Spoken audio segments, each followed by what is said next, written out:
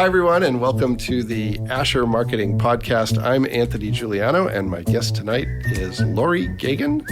Yes, hi. Sorry, I should have asked you before we hit record. How do you pronounce your last name? You hit it right. All right, Lori Gagen. I will try not to get that wrong from here on out.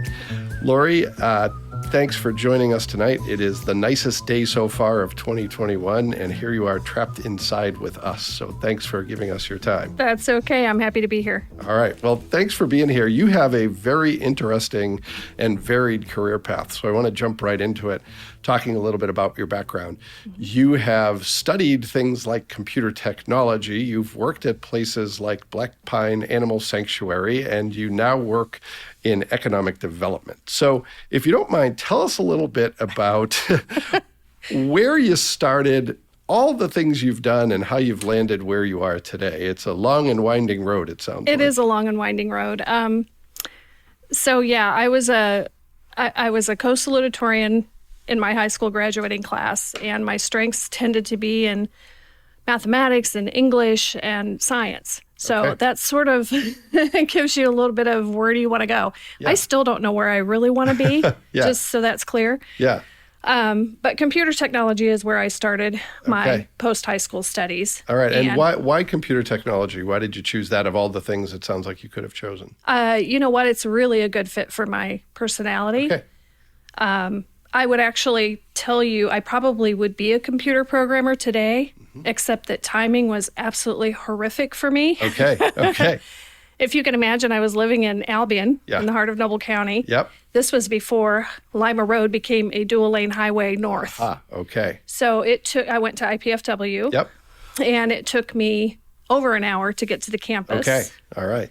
And in my freshman class, there were over 400 students sharing about 20 computers. Wow. Okay. So I don't have a lot of patience. I'm not a very patient person. So I abandoned that after a full year and switched to supervision. All right.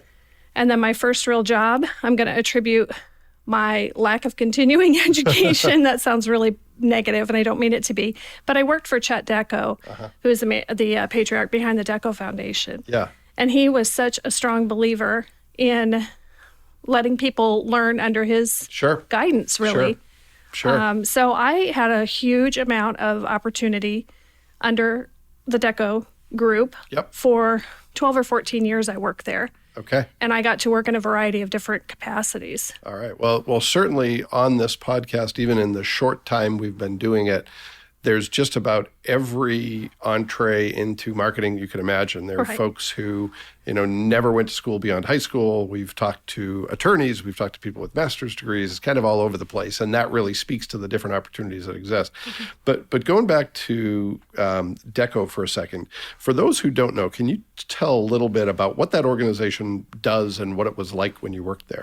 Well, Group Dekko was an entrepreneur, and he started, as I understand it, I don't want anybody quoting me on all of these details, but what I recall hearing about him when I first got started with the company was that he had started working literally like in a garage.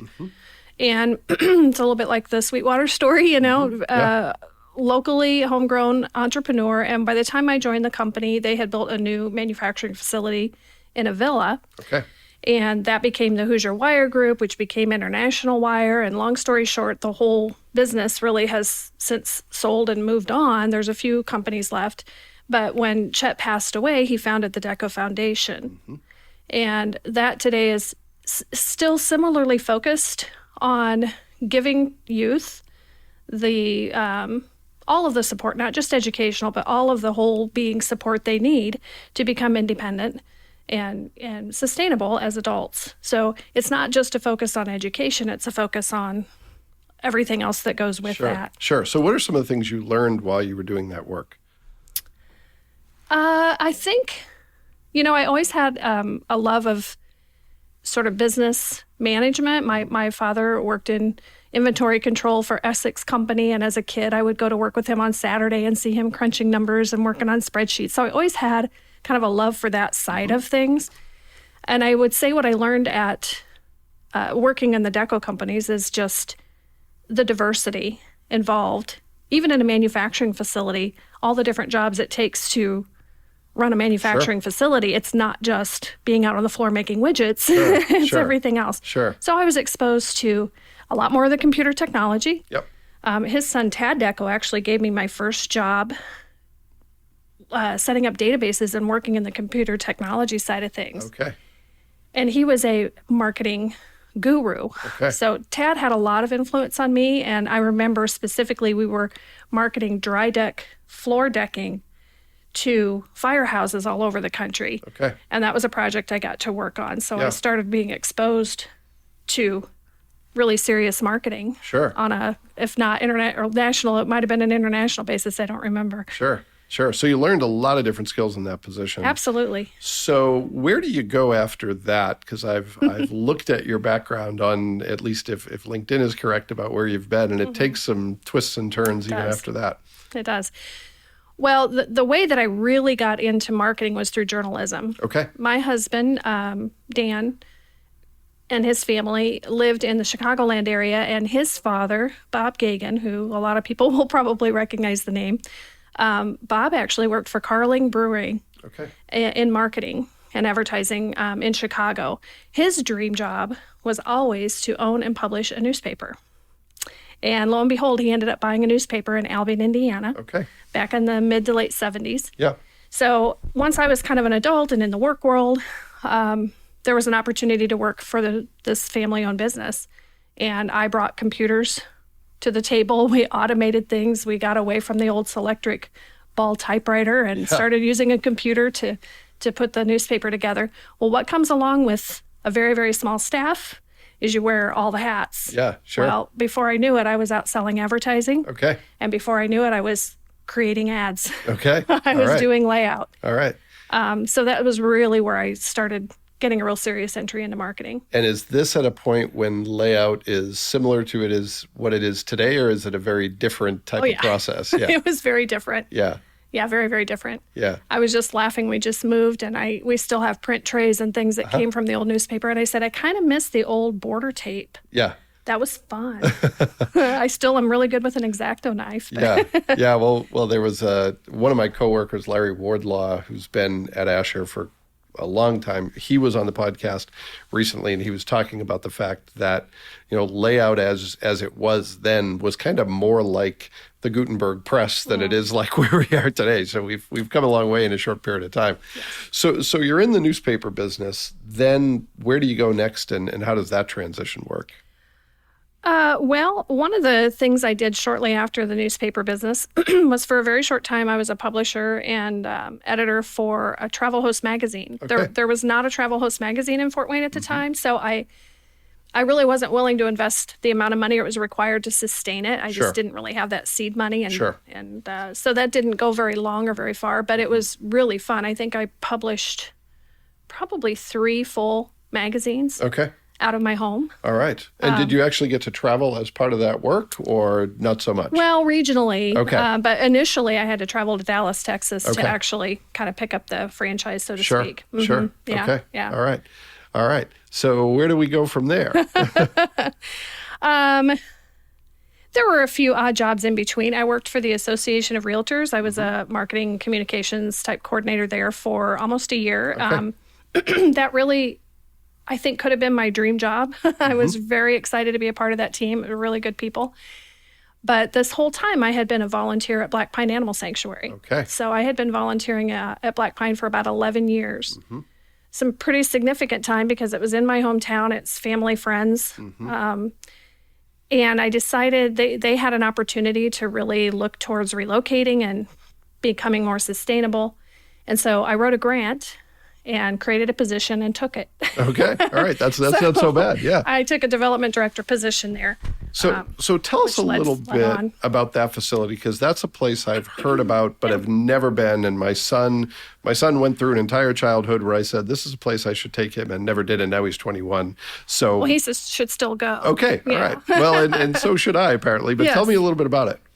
Well, Black Pine is a nonprofit organization, Yep. and they provide permanent lifetime care to displaced captive-raised exotic animals. Okay. So, this is the era of Tiger King, so I think that concept is much easier for most of us to understand now.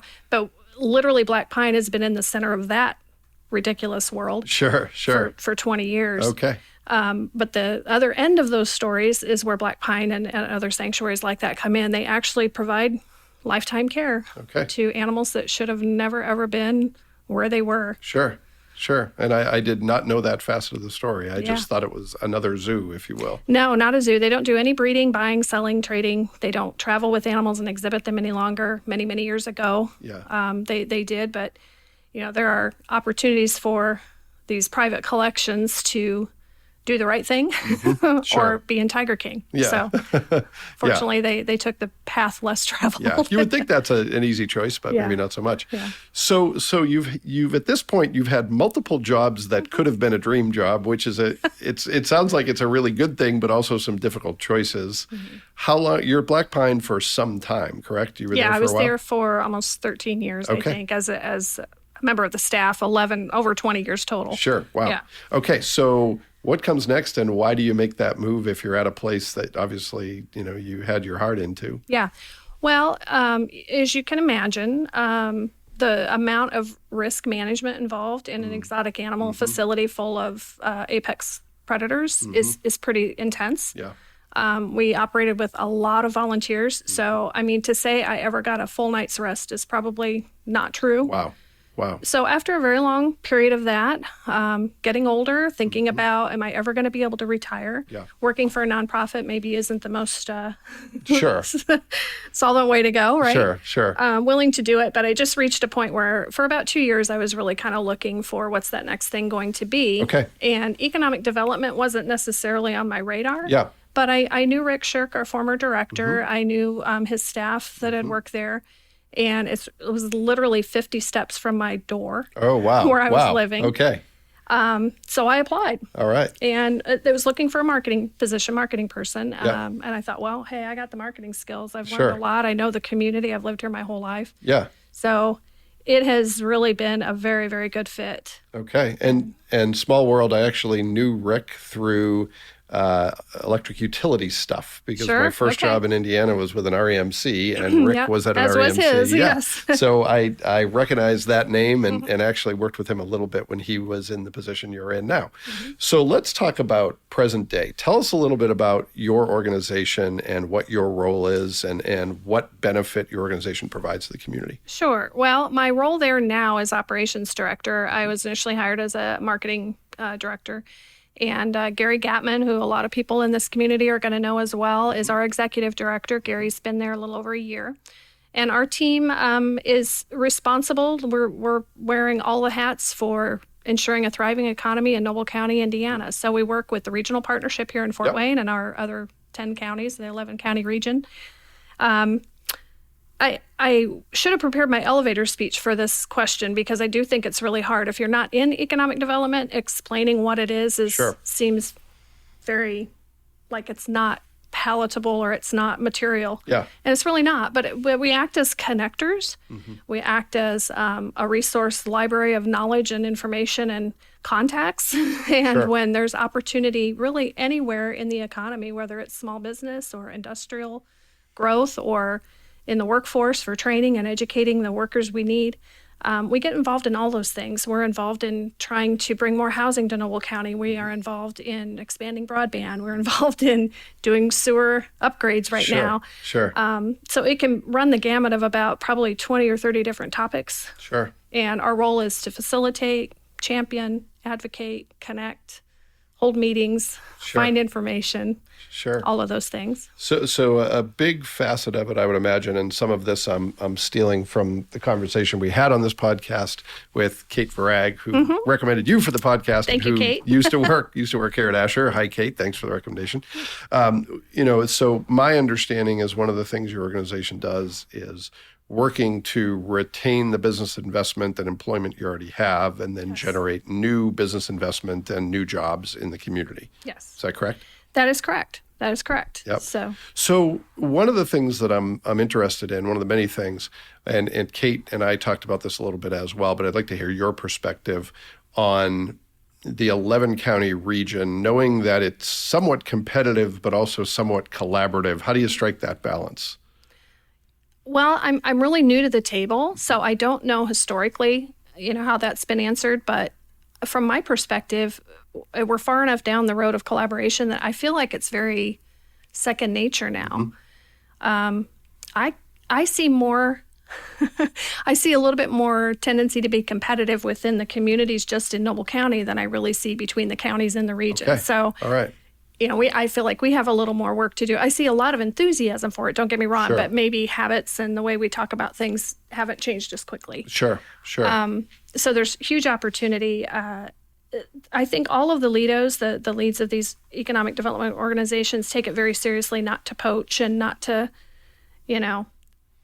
one up. Sure. They might do that privately, Sure. as we Yeah. all probably do, just Yeah. competitively. But I mean, to the public, and when it comes to actual attraction of projects coming in, we help each other. And it wasn't, we just had a referral from Whitley County not very long ago. So those things are happening. Sure. So what would you say are your community's strengths? If you were talking to someone who was considering business investment, you were talking to an existing employer, what are some of the things that you believe make your community unique, and why is business investment a good investment in that community?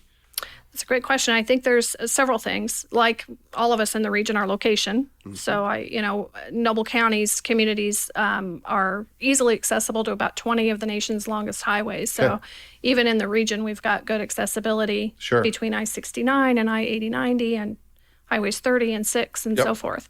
So location is still a strength. We have 2 railroads coming right through Noble County, which I don't know if that's typical, but we have one through the north and one through the south. Sure. So a lot of rail access. Our workforce development systems, the things that a lot of people are familiar with, the Impact Institute, formerly the Fort County Vocational School, Freedom Academy, Chet Dekko's legacy at work there. Those are things that are not unique to Noble County, but were founded and really got their birth in Noble County. So we have a very long history of training our workforce. We're one of the top 4 or 5 counties in the nation for concentration of employment in manufacturing. I did not know that. Yes. All right. So our roots are deep and long, and it's just in the culture, it's multi-generational that we're raising people that understand manufacturing and have the skill sets and the nature, the environment to nurture that. Sure. So we've got good workers. We also have a lot of diversity. Dexter, for example, in Albin employs over 900 people now, nearly 1,000 people. A lot of the Burmese community is employed there. We have a lot of the Latin community working in the western part of the county. Just a lot of really good workers. So those are strengths. The other thing I would say is our communities are very business friendly. They don't pile on regulations and permitting processes on top of what the state has, generally speaking, which we find is very attractive to a lot of companies that are looking at sometimes larger communities. Sure. So let's talk about the flip side. What are some of the challenges that come with your work and in what is really effectively marketing your community? What are some of the challenges you run into? Well, we've had this conversation here recently. We're preparing a state of the economy, local economy report for our annual meeting in June. And if you just look at the surface numbers, sometimes on educational attainment, it can just kind of look abysmal, and that's just not the case. It depends on what your workforce needs, what you educate to fill. Sure. and so we're fortunate in that we have a mix of public schools, and some are more academic focused than others. But again, if you just look at the surface and you're just looking at snapshots or snippets of data, and don't understand the full picture and what our economy requires to sustain, that could probably be either misleading or misunderstood. Okay. All right. Well, what are some of the things that, in terms of where you spend your time at work, and almost everyone I've spoken to on this says, there's no typical day, especially when it's a smaller organization. You're doing a number of different things, especially in as nebulous a role as operations, which is created to incorporate a lot of different things. But what are some of the major things that are on your mind now that you're working on that are taking up big chunks of your time, either keeping you up at night, maybe not as much as when you're working for Black Pine, but still keeping you up at night, or that excite you, or maybe a combination of both? It's interesting. Our strategic work plan for this year and next incorporates about 6 or 7 different areas of work. And because we are a small staff, we've all sort of taken our own projects within those. So the things that I'm currently working on, I do the day-to-day. We have a monthly e-newsletter blast that we want to send out to all of our local partners. So I'm constantly skimming the news and trying to keep up with breaking news and Sure. keeping track of that. So that's exclusively one of my roles. So Okay. the day-to-day stuff and making sure I'm messaging and being a champion for Noble County is Okay. part of it. On top of that, we're working on, I mentioned the annual meeting. So for me, I'm doing a little bit more of the event planner role coming Sure. up in June. We're going to be inviting our stakeholders to come together, and it's a complete change Yep. from what our format used to be.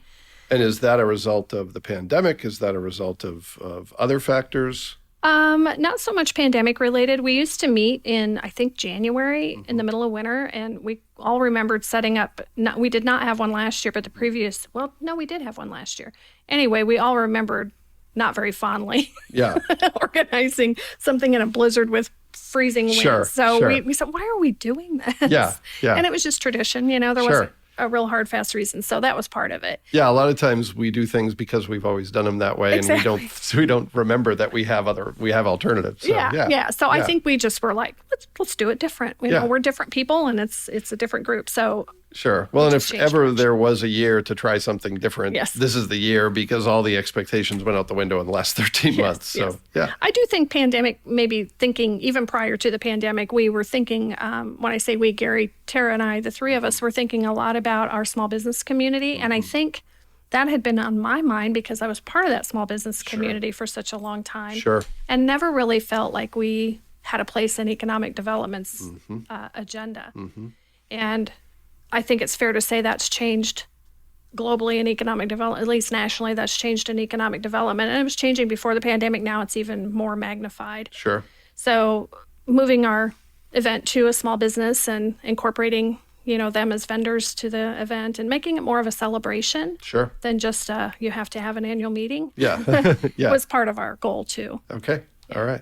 All right. What else? What else has taken up your time or on your mind in terms of projects or initiatives that are more substantial? Well, from a marketing perspective in particular, we recognize the need for housing, as many of us in Northeast Indiana have for a while. Yeah. So that's been something I've been dabbling in and trying to think outside the box a little bit about what can we deliver to some of the housing developers that can help spur something or Sure, more. There's sure. quite a bit going on, but to spur more interest. So I've been playing around with Google Earth and doing some mapping and presentations there. I'm not sure where that's going to go yet, but that's one thing I've been playing with. At a higher level, just with the American Rescue Plan funding coming into our communities, we've had a lot of staff meetings in that direction. That's not necessarily marketing related at Sure, this point, sure. but I'm sure there's going to be some important messaging and communications around that. Sure. What else? I don't know why I'm blank. We have nothing but work to do. Well, I was going to say sometimes there's so many projects that it's hard to pick just one or two. Well, I guess the other big one is really talent attraction. So I'm also sitting on a committee with the regional partnership talking about business attraction. They went through a talent attraction campaign, obviously, and Sure. Now we're working on business attraction. So those are important projects too. We have well over 400 jobs to fill in Noble County. Oh, wow. Okay. We have had before the pandemic, through the pandemic, and here we are on the other side and pretty much in the same situation. So, there's some decisions to be made about where do we market those jobs to. Going back to your point about, is it going to do the region any good to steal, Yeah. workers from an adjoining county? Sure. Probably not. Sure, So sure. Are most do of you those solve that? manufacturing jobs, or what are the key industries or the key skills that those, exist? I'm sure there's probably well more Sure. outside of that 400, but the 400 I mentioned are primarily in healthcare and in industry. And those are also all jobs that are paying what I would call a living wage, 15 or more an hour, Yeah. at least on average. So we're not talking about the corner convenience store job. Sure. We're talking, Sure. long time benefited jobs. So why does that gap exist? It's a big problem. So I'm putting you on the spot a little bit. But in your opinion, because I hear about this, I know folks who are in HR who are just having tremendous difficulties finding the right skills in the available workforce. You drive up and down I-69 and you see employment billboards. What's the real situation here in terms of getting the right people in the right seat, knowing that there's a lot of people who are in jobs that don't pay a living wage? What's the challenge, and why are we in this conundrum, if you will? Well, I think there's a whole lot of factors, and I'm going to preface my comments by saying I think they're all being worked on Yeah, sure. with a tremendous amount of effort. But we've talked at the EDC about introducing manufacturing to youth much earlier. Yeah, To try to overcome the stigma of, Sure. What people imagine when they don't understand what manufacturing is today versus what it was during the Industrial Revolution, right? Yeah. So there's that piece, just informing youth to really open their eyes and help them discover all the pathways available. So that's a piece of it. The industry is changing because of technology, so the needs have been evolving and changing very rapidly, and I think that has had an effect.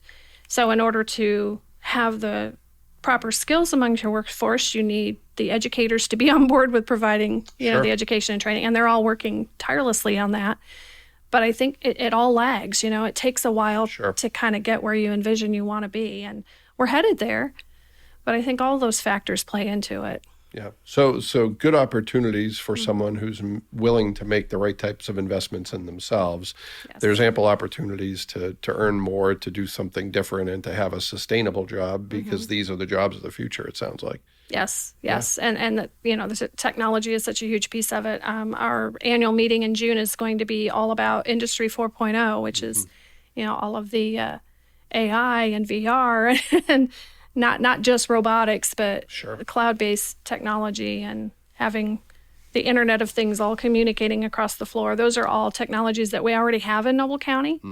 And I think there's a lot of education, I guess, to be done to the workforce that's coming up. Sure. So in your community, for the preponderance of jobs that are available, is a high school diploma enough to qualify for those jobs, or do you need further training after high school in most cases?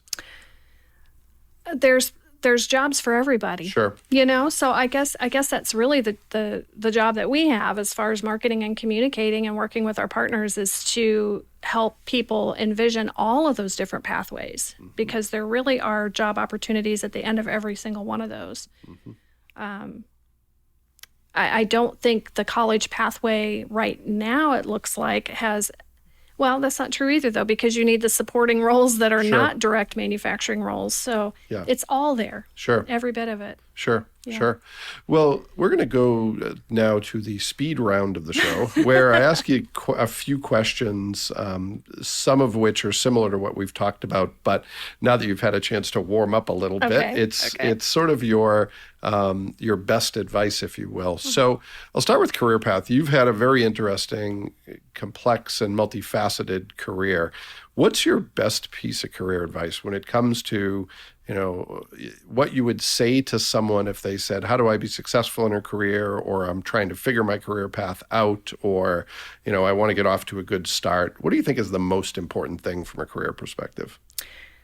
Honestly, I think it is to forget about your job description, forget about what you perceive as you're responsible for just these things. Open your mind, be willing to do whatever it takes in the environment you're in for everybody to succeed. I just have a real problem with people having boundaries, I guess, because I feel like if I had had boundaries, I would have never been able to learn half of what I know. Sure. So for me, it's keep learning. Look for best practices. If you don't know how to do something, we've got resources at our fingertips literally now to find other people who have published information that can be useful. So keep learning and don't hold yourself to boundaries about where you work. Yeah. Well, and it's true that it's literally almost all out there. You could learn just about anything if you wanted to, and it could be formally or informally. And, that the opportunities really come quickest to those who really reveal that they're open to new opportunities. If you say that's not my job, you're going to be in that same job for a long time. So, yeah. Well, let's talk next about your organization. If somebody stopped you on the street and said, okay, I don't know what Alito is, I don't know what economic development is, how would you describe the work that your organization does? I would say that in one way or another, we are probably connected to helping make possible everything that you care about in your community. Okay. Whether it's the house you live in or the park down the street or where you work or where you shop, we are there to try to support and make that the best we can make it. Okay. Well, that's pretty big work. Yeah. Yeah. All right. Yeah. Well said. Thank you. Yeah. Okay, last one, and this is where I'm going to throw you a little bit of a curveball, but I gave you a little bit of a warning before we started recording. We've talked in this podcast was a child of the pandemic because we were looking for different ways to help people tell their stories and, quite frankly, tell our story. And that became a little more difficult to do. So we said, how can we deploy technology to do this? And when we started, I was asking people, about resilience. And I think everybody needs advice about resilience every moment of their lives. But now that we're hopefully on the tail end of the pandemic, what are some of the things you learned over the past 13 months? You obviously have an interest in lifelong learning and learning new things, but what have you learned in the last 13 months that you think you'll carry forward, that you think others would benefit from hearing? It all starts with relationships. I already knew that, but I think this past year has really reinforced that, meaning that, we can have every solution somebody could want, but if we don't have a relationship, the likelihood of them taking it in when we lead them to it is so much less. Yeah. So I say that in terms of like the pandemic relief, we had micro grants and things. And, I don't want to say disheartened because that sounds negative, but I was surprised, I guess, at how few people really jumped at those opportunities to sustain their business or even help their business grow. And I don't think it had anything to do with us or where the money came from. At the end of the day, it's just if we didn't know each other before it was going to be unlikely to take root. Yeah. So I feel like at the beginning of everything, you've got to establish the relationships before everything you have to offer is really going to be meaningful. Sure. Well, one of the things that I've always said and continue to find evidence that it's true is that everything good that's ever happened to me is the result of a relationship. Yeah. It's not because of anything I do. It's because I'm connected to someone who either knows someone or knows something. And really, it all comes down to trust. And I think in economic development, that's a huge factor because there are people who are staking, their livelihood on locating in a community or reinvesting in a community or trusting you on, what the best resources are in a community. And it takes time to build those relationships, but, the best way to improve those relationships is continue to deliver and to earn that trust. Mm-hmm. I agree. Yeah. Well, Lori, anything else you would like our listeners to know about you or your organization or your career path or any of those things? Gosh, I'm old enough I could talk forever, but no, I've enjoyed this. Thank you. Well, thank you. It's been great getting to know you and great hearing your story. And it's another reminder of why we do this podcast, because it's just fascinating to hear everyone's background and how, we sort of put ourselves in a little box by calling this the marketing podcast, but marketing comes in a lot of different forms. And you may be the best representation of that we've had on the show. So thanks for that. You're welcome. Thank you for having me. Well, and thanks everyone who listened to this episode. We'll be back next week with another great guest, and we hope you'll join us then.